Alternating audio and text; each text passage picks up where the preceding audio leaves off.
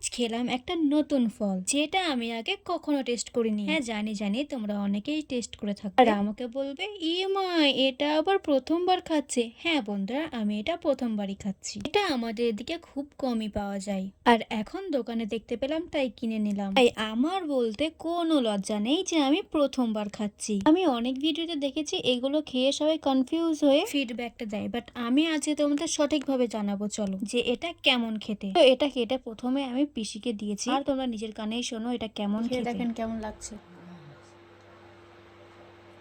কেমন খেতে এটা? দারুণ টেস্ট।